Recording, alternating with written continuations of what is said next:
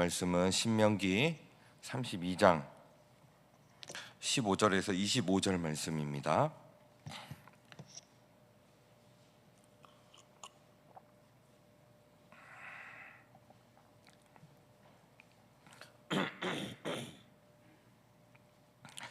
그런데 여수르니 기름짐에 발로 찼도다. 내가 살찌고 비대하고 윤택함에 자기를 지으신 하나님을 버리고 자기를 구원하신 반석을 업신여겼도다.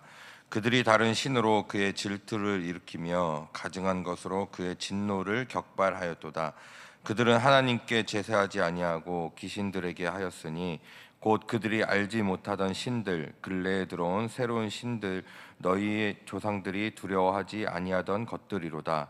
너를 낳은 반석을 내가 상관하지 아니하고 너를 내신 하나님을 내가 잊었도다. 그러므로 여호와께서 보시고 미워하셨으니 그 자녀가 그를 경노하게 한 까닭이로다. 그가 말씀하시기를 내가 내 얼굴을 그들에게서 숨겨 그들의 종말이 어떠함을 보리니 그들은 심히 패역한 세대여 진실이 없는 자녀임이로다. 그들이 하나님이 아닌 것으로 내 질투를 일으키며 허무한 것으로 내 진노를 일으켰으니 나도 백성이 아닌 자로 그들에게 시기가 나게 하며 어리석은 민족으로 그들의 분노를 일으키리로다. 그러므로 내 분노의 불이 일어나서 소올의 깊은 곳까지 불사르며 땅과 그 소산을 삼키며 산들의 터도 불타게 하는도다. 내가 재앙을 그들 위에 쌓으며 내 화살이 닿을 때까지 그들을 쏘리로다. 그들이 주림으로 세약하며 불같은 더위와 독한 질병에 삼켜질 것이라. 내가 들짐승의 이와 티끌에 가는 것의 독을 그들에게 보내리로다. 밖으로는 칼에 방 안에서는 놀람에 멸망하리니 젊은 남자도 처녀도 백발 노인과 함께 젖 먹는 아이까지 그러하리로다. 아멘. 이스라엘을 보면 애굽에서 노예로 살아갈 때는 주여 주여 하고 부르짖으면서 살려달라고 애절하게 하나님께 구걸했습니다. 그런데 젖과 꿀이 흐르는 이 약속의 땅, 가나안 땅에 들어가니까 하나님의 은혜를 다 잊어버리고 나 몰라라 하고 자기 멋대로 살아갑니다. 가나안 백성들과 섞여서 누가 정작 하나님의 백성인지 모르는 상황까지 그렇게 살아가는 것을 보게 됩니다.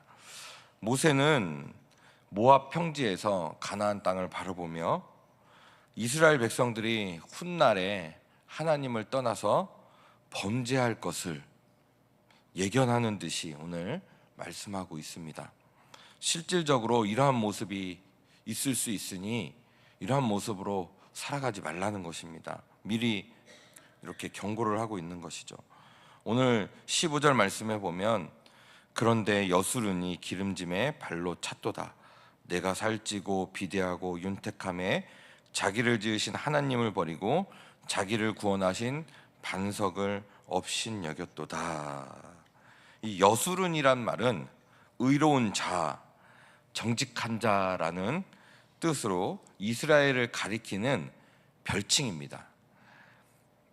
그런데 사실 이스라엘은 이 별명대로 의로운 자도 아니고 정직한 자도 아닌 모습을 보게 됩니다.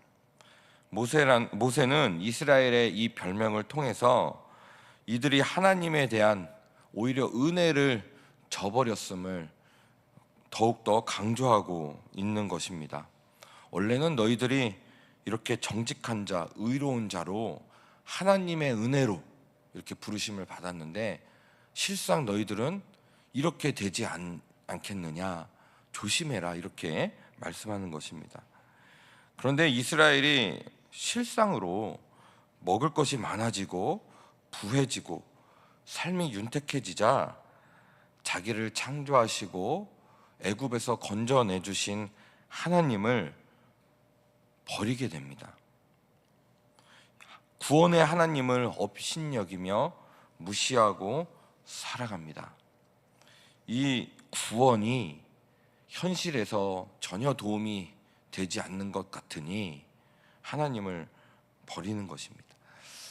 구원의 값어치가 이들에게는 전혀 없었습니다. 십자가에서 우리를 구원해 주신 예수 그리스도의 은혜가 우리의 삶 가운데 혹시 전혀 영향을 미치고 있지 않은지 우리는 돌아봐야 될 것입니다. 이 모습이 바로 은혜를 원수로 갚는 모습임을 모세는 미리 경고하고 있습니다. 먼저 이스라엘은 우상을 섬기는 것을 조심해야 됩니다. 그런데 훗날에 그대로 이 모습들이 나타나게 되죠. 16절에서 17절에 보면 그들이 다른 신으로 그의 질투를 일으키며 가증한 것으로 그의 진노를 격발하였도다. 그들은 하나님께 제사하지 아니하고 귀신들에게 하였으니 곧 그들이 알지 못하던 신들, 근래에 들어온 새로운 신들, 너희의 조상들이 두려워하지 아니하던 것들이로다. 이스라엘은 자신들을 애굽에서 구원해 주신 하나님을 버리고 이방 사람들이 섬기던 그 신을 섬겼습니다. 그들의 인도자 대신 하나님께서는 하나님께 제사 지내지 않고 하나님께서 복으로 주신 소와 양과 염소를 우상에게 제사 드리는데 바쳤습니다. 기가 막힐 노릇입니다.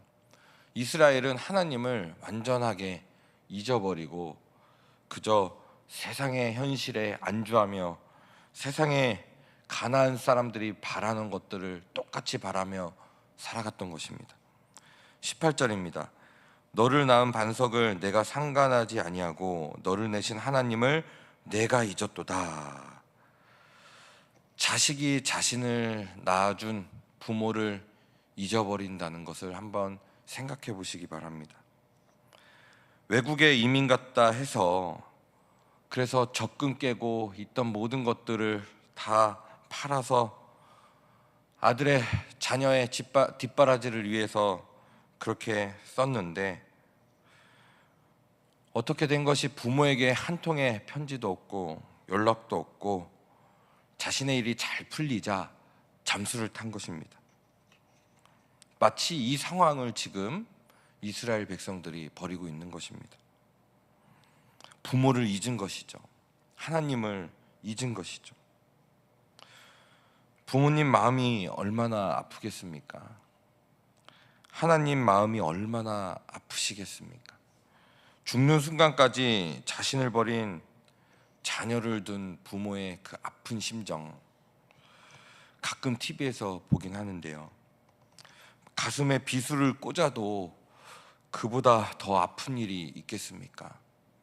하나님의 마음이 그렇다는 것입니다.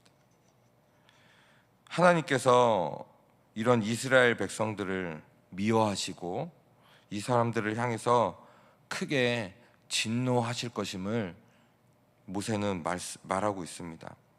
하나님께서 이전에는 그들에게 복을 주셨으나 이제는 이스라엘에게 벌을 내리십니다. 20절에서 21절입니다. 그가 말씀하시기를 내가 내 얼굴을 그들에게서 숨겨 그들의 종말이 어떠함을 보리니 그들은 심히 패역한 세대여 진실이 없는 자녀임이로다. 그들이 하나님이 아닌 것으로 내 질투를 일으키며 허무한 것으로 내 진노를 일으켰으니 나도 백성이 아닌 자로 그들에게 시기가 나게 하며 어리석은 민족으로 그들의 분노를 일으키리로다. 하나님께서 보실 때에 이스라엘은 악한 백성이고 부모를 버린 자녀나 똑같습니다. 하나님께서 이제 그들에게 주님의 얼굴을 가리십니다. 이 말은 이제 하나님과의 교제가 단절되고 주님의 임재가 떠나고 또 하나님의 보호심을 받지 못하게 될 것을 의미합니다. 이것만큼은, 이 일만큼은 일어나지 않아야 되지 않겠습니까? 우리에게서 하나님의 임재가 떠나고 하나님이 우리를 보호해 주지 아니하시고 하나님의 얼굴을 우리에게 가리시는 이것, 다른 건 몰라도 이것만큼은 일어나면 안 되지 않습니까? 성도에게 일어날 수 있는 최악의 심판입니다. 하나님을 버린 자의 최후는 비참합니다. 22절, 23절에 보시면 그러므로 내 분노의 불이 일어나서 수월의 깊은 곳까지 불사르며 땅과 그 소산을 삼키며 산들의 터도 불타게 하는도다. 내가 재앙을 그들 위에 쌓으며 내 화살이 닿을 때까지 그들을 쏘리로다. 하나님께서 모든 밭 그리고 곡식과 열매를 다 불로 태워버리십니다. 이제는 하나님께서 친히 화살로 이스라엘을 다스리십니다. 또 24절 말씀에 보면 그들이 주림으로 세약하며 불같은 더위와 독한 질병에 삼켜질 것이라. 내가 들짐승의 이와 티끌에 기는 것의 독을 그들에게 보내리로다. 하나님이 진노하시고 벌하셔서 이스라엘은 이제 기근이 찾아와 굶주리게 되고 이제 전염병이 온 땅에 찾아오게 됩니다. 25절에 보면 길에서는 사람이 칼에 죽고 방 안에서는 병과 굶주림으로 인해 남녀노소를 가리지 않고 모두가 죽게 됩니다. 이것이 바로 하나님을 떠난 이스라엘에게 내릴 재앙과 심판입니다. 정작 끝까지 회개하지 않고 이스라엘 백성들이 이러한 모습을 보인다면 주님의 심판을 피할 길이 없다는 것을 강력하게 모세가 지금 경고하고 있는 것입니다. 하나님은 분명 이스라엘을 사랑하십니다. 그런데 이스라엘이 하나님을 버리면 하나님도 이스라엘을 향해 얼굴을 가리시고 그들에게 진노하시고 벌을 내리실 것입니다. 이게 중요한 메시지입니다. 그 훗날에 거짓 선지자들은 끝까지 거짓말했죠. 그렇게 살아도 괜찮다. 하나님은 사랑의 하나님이고 용서의 하나님이니까 그냥 그렇게 살아도 괜찮다. 하지만 정작 성경의 메시지는 마음을 찢고 온 마음을 다해 하나님만을 사랑해라. 그러한 모습이 있었다면 지금이라도 회개하고 돌이키라. 지금이라도 회개하고 돌이키면 됩니다.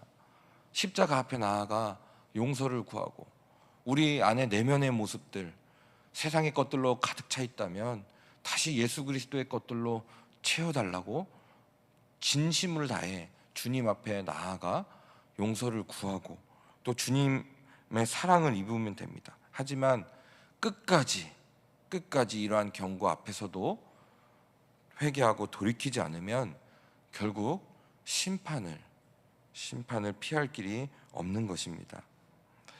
우리는 하나님의 얼굴이 가리우지 않도록 날마다 주님 안에 살아가야 합니다. 그래서 이렇게 말씀과 기도의 자리에서 늘 자신의 모습을 살피고 점검해야 합니다. 죄의 문제는 빨리 회개하고 하나님께 돌이켜야 합니다. 하나님의 백성은 하나님 앞에서 살아가야 합니다.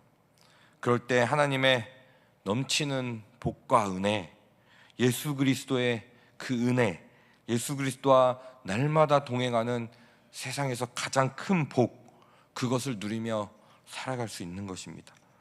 이 귀한 하나님의 은혜와 복을 누리며 살아가도록 언제나 주님 앞에 나오고 성령 충만을 구하며 주님 앞에서 거룩하게 살아가시는 저와 성도님들이 되시기를 예수님의 이름으로 축원드립니다. 오늘 말씀을 기억하시며 같이 기도하겠습니다. 언제나 하나님과 동행하며 거룩하게 살아가게 하소서. 우리의 모습 안에 주님의 모습이 없다면 돌이키고 그리스도와 함께 동행하는 은혜를 허락하여 주시옵소서. 같이 기도하시고 그 밖에 기도 제목으로 기도하시고 각자의 기도 제목으로 기도하시겠습니다.